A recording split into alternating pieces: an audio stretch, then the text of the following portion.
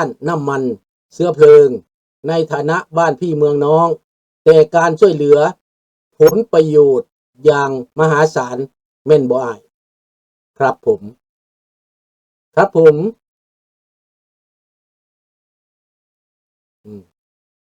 ก็เป็นแบบนั้นแต่พี่น้องก็ต้องเบิ่งเอาติเจตนา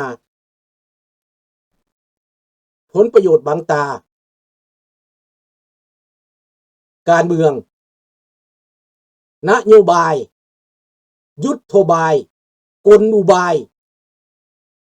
เพลทูบายนะฟังคักๆลุงเว้านี่นะถ้าผู้ใดแปลความเว้าของลุงได้นะคันผู้แปลบ่ได้ฟังแบบลินๆนี่ก็อาจจะโอ้ยเท่านี้เว้าไปโลๆเล่ๆบัดสิว่าแต่ฟังคักๆได้ถ้าจะฟังคักๆอ่านภาษาปากอ่านภาษาใจอ่านภาษากายอ่านภาษาความคิดของลุงให้มันแตกคันเก่งน่ะคันบ่เก่งแล้วก็ไปตามเจ้าคิดนั่นแหละถามว่าเป็นหยังอเมริกาจังเป็นแบบนี้ก็เขาฟังหยังเขาฟังพวกที่เจ็บปวดมาจากระบอบเลลัทธิสบายดีทันทองวันเขาฟังมาจากความเจ็บปวดคนที่เขาเป็นอพยพเขามาอยู่ในอเมริกาเขาความจริงมาเว้า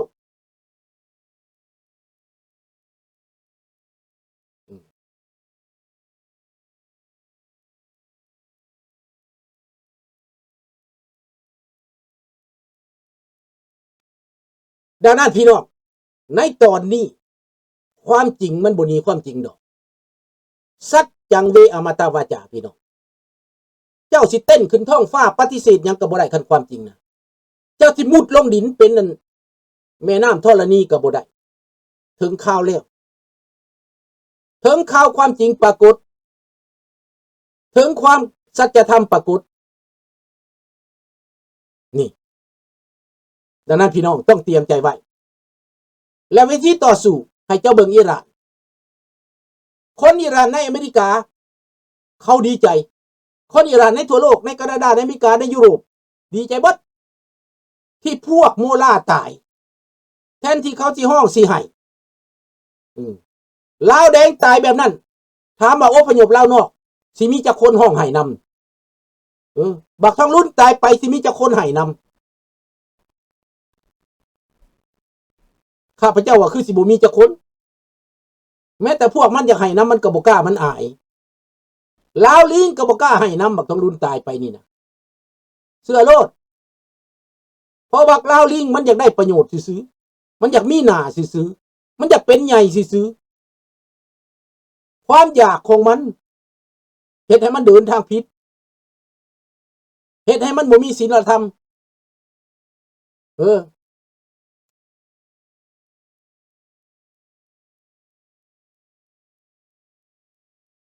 นี่แหละพี่น้องบัดลูกมาสิมาแปลให้ลูกหลานฟังเรื่องพญานาคอีเด้อมื้อนี้เด้อจะมาแปลฟังเรื่องพญานาคเนาะตั้งแต่ก่อนเขาว่าปิดหูพญานาคพญานาคแม่นพวกท่านเบิดทุกคนเป็นลูกพญานาคเป็นหลานพญานาค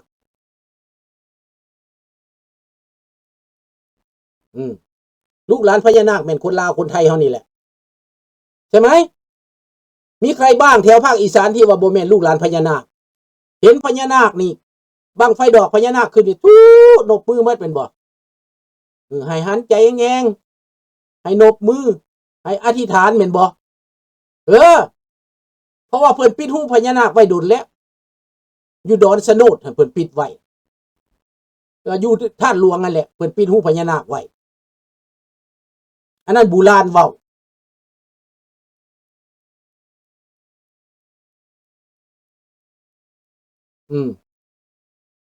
เพิ่นปิดหูพญานาคไว้เพิ่นทับกองมะแขว้งมะเขือบักเสียงเมียงบอกให้ทำแกงมะข้องมะเขือถ้าเจ้าตีกองมะแขว้งมะเขือนี่นะพญานาคสิขึ้นมาให้เจ้าอัดหูลมถมหูพญานาคอยู่เดินท่านหลวงสงครามคราวนั้น สงครามประเทศไทยยึดประเทศลาวยึดเวียงจันทน์คำว่าพญานาคเป็นอย่างข้าพเจ้าสิแปลพวกท่านเนอะหูพญานาคพญานาคแม่นคนแม่นจิตวิญญาณแม่นความเชื่อแม่นความสำนึกแม่นศีลธรรมแม่นสัจธรรมพญานาคจะแปลให้ฟังเด้อมีตนมีตัวจริงบ่มีอิทธิฤทธิ์บ่มีแต่ต้องมีความเชื่อก่อนมานี่พญานาคผู้ที่ถือข่าวสารพญานาคนี่ลุงสุนทราก็เป็นผู้หนึ่งปากออกไปนี่หูพญานาคเปิดแล้วปากของเฮานี่เปิดปากแล้วและถ้าทุกคนอยากเป็นสาวกพญานาคก็ทุกคนก็เปิดปากความจริงให้ปากทุกคนเปิดหูพญานาคที่เขาปิดมาไว้นานปีที่เขาปิดมาเป็น60 ปี70 ปี100 ปีเขาปิดปากเฮามาบ่ให้เว้าความจริงบ่ให้เว้าเพื่อผลประโยชน์เฮาปากออกมาเป็นสาวกของพญานาคนำเอาเมสเสจนำเอาข่าวสารมาเผยแผ่คนหูหมายกว่าหูพญานาคเปิดแล้วทางตรงเลยทางอ้อมพญานาคขึ้นบ้านนำคนอยู่นำคนกินนำคนไปนำคนไปตามวิญญาณของคนพญานาคอยู่เคียงข้างเราทุกวันนะบัดนี้กองมะแขว้งมะเขือเด้กองมะแขว้งมะเขือนี้แต่ก่อนปิดทับกองมะแขว้งมะเขือถึงแล้วบ่มีอาวุธแล้วบ่มีอันที่สื่อสารแล้ว communication บ่มี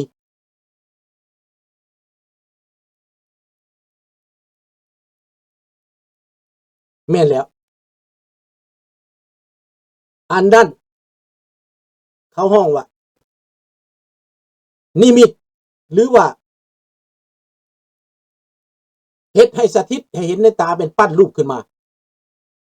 เนาะเป็นรูปปั้นขึ้นมาเป็นสัญลักษณ์ขึ้นมาแต่ตัวจริงแล้วมันอยู่ในปากเฮาอยู่ในหูเฮาอยู่ในตาเฮาวิญญาณของพญานาคอยู่ในคนความเสื่ออยู่ในความเสื่ออยู่ในความเสื่อบ้านนี้แกมากอนมาแค่มาเขือแม่นอย่างลุงลูกหลานถามจากประเทศลาวมาบอกว่ากอนมาแค่มาเขือรุ่นเก่านั้นต้นมะแข้งเห็ดกองได้บ่มันบ่แม่นต้นนั้นพวกเจ้าคิดว่าต้นมะแข้งใหญ่จนเห็ดกองได้วะมันเป็นภาษาศัพท์ทางการสื่อสารในสมัยก่อนคำว่ากอนมะแข้งมะเขือนั้นแม่นเรื่องสื่อสารแม่นเรื่องข่าวสารบอกปากต่อปากหูต่อหูต่อกันไปมาในตอนนี้แหละพวกเขามีหยัง YouTube ก็เป็นกองมะแข้งกองมะเขือ Facebook ก็เป็นกองมะแข้งมะเขือ TikTok ก็เป็นกองมะแข้งมะเขือเป็นของที่เฮาใช้ได้เบิดส่งสัญญาณแทนที่เฮาจะไปค้นคว้าหากองมะแข้งมะเขือเอาขึ้นมาแล้วมันตีตุ่มตามบ่แม่นเจ้าสิตีต้นดังมันยานเจ้าสิตีจนกองแตกก็บ่ดังกองเพลงก็บ่ดังโทร Facebook แล้วเดี๋ยวนี้ตั้งแต่สมัยยะทานเกตยะทานวัดข้าพเจ้าในวัดเทพบันดลนี่นะสร้างข้องมาจากเมืองลาวหุ่นมาพวกคณะกรรมการเขาเอามาจนหามไปผุนข้องก็บ่ถอด Facebook ของยะทานขมูลเพิ่นเจ็ดพอกสุนทราหอดเลยตีไปเซอร์เกิลเดียวหอดหูเลยในทั่วโลกนี้แม่น Facebook แม่น TikTok แม่น YouTube แม่น Message แม่น Messenger เป็นกองมะแขว้งมะเขือที่ปรากฏเป็นจริงในวันนี้พวกเฮาจงใช้กองมะแขว้งมะเขือนี้เป็นอาวุธทันสมัยสื่อสารกันเฮาเข้าใจให้มันได้ว้าวภาษาเดียวกันให้มันได้ฮู้จักว่าตัวเองเป็นไผล้มกันให้มันเข้าใจสื่อสารใจกันให้มันเข้าใจพอได้บ่ลูกหลานคิดว่าได้คิดว่าพวกเจ้าก็เสียสละได้คิดว่าท่านผู้ฟังทุกคนก็สิเสียสละได้และสิยอมเสียเปรียบได้ไหมล่ะคนลาวคนไทยเนี่ยได้ไหมยอมเสียเปรียบได้ไหมรับรู้ความจริงมีศีลคืออะไร มีศีลมีธรรมมีสัจธรรมมีความยุติธรรมมีความเที่ยงธรรมมีมโนสำนึกรู้ผิดรู้ถูกรู้จริงรู้แจ้งเข้าใจเถอะทองแท้แม่นบ่ล่ะไม่ใช่ความขี้คดทรยศความบางเบียดอิจฉาความกันแกล้งอันนั้นบ่แม่นลูกศิษย์พญานาคเด้อผู้ที่เป็นลูกศิษย์พญานาคผู้ที่เป็นลูกหลานพญานาคนั้นแม่นคนที่บรรลุธรรมบรรลุความคิดที่เป็นคนที่มีสปิริตทางการเมืองและความคิดมาแล้วเป็นคนที่เติบโตทางด้านความคิดทางด้านปัญญาทางสติปัญญามาแล้วท่านเจริญด้วยปัญญาท่านเจริญด้วยความคิดท่านบรรลุถึงความคิดวุฒิภาวะของความเป็นมนุษย์ของความเป็นคนไม่ได้เหยียบย่ำไม่ได้ทำลายเป็นมนุษย์ที่เห็นอกเห็นใจคนอื่นที่เจ็บปวดเข้าใจคนอื่นที่เขาเจ็บปวดไม่ใช่ซ้ำเติมใช่ไหมเนาะหวังว่าคงชัดเลยนะคงแจ้งเลยนะที่ฟังอยู่นี่นะคือเงียบเบิดทุกคนนอนรับเลยบอกหรือจะให้ลูกนี่นุ่งเครื่องเป็นพระแล้วมาเว้าว่าประเทศวะขั้นเป็นพระเทศให้สิคล่องกว่านี้อันนี้เป็นโยมเทศอันนี้นะ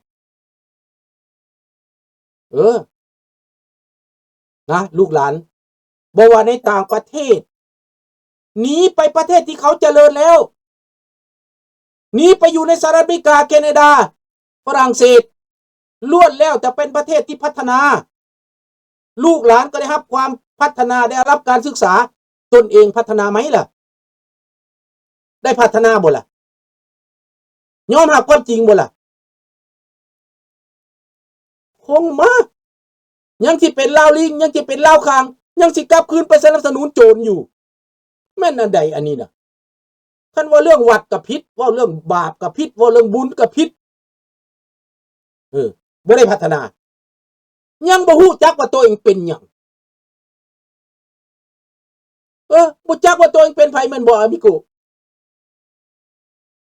บ่จักว่าเฮ็ดบุญเฮ็ดบาปก็บ่ฮู้เอาไปมากเขาไปยิงคนก็ว่าถูกต้องมีเหตุผลเขาใช้สิทธิมนุษย์เพิ่นว่าโอ้ข้าพเจ้าก็ยังบ่เข้าใจคนใดนี่ได้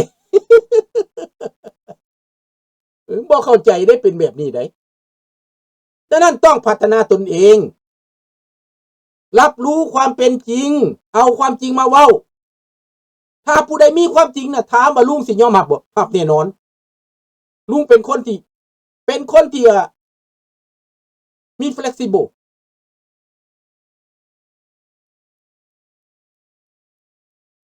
ขอบใจจอนถ้าเป็นความจริงน่ะเฮาภูมิใจสบายดีลาวแลนด์เฮาภูมิใจในสิ่งที่เฮาเฮ็ดภูมิใจในสิ่งที่เฮากระทำเฮ็ดแล้วบ่ต้องเสียใจแต่เฮ็ดถูกต้องมีความสุข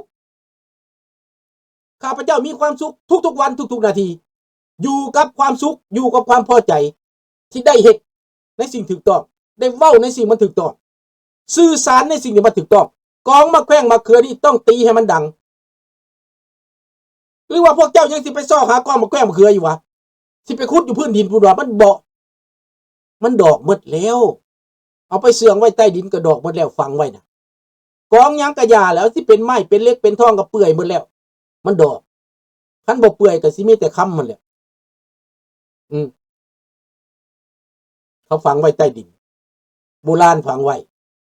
แต่ว่าที่จริงแล้วกองมะแขว้งมะเขือฝังไว้อยู่ในปากของเฮาอยู่ในหูของเฮาอยู่ในตาของเฮาอยู่ในสติปัญญาของเฮานะครับ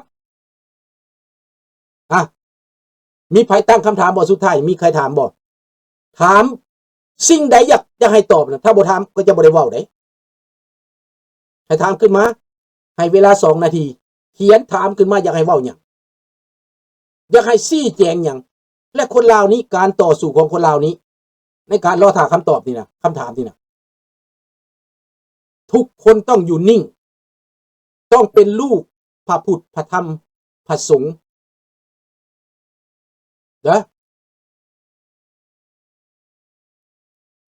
แม่นแหละยุคสมัยแบบใหม่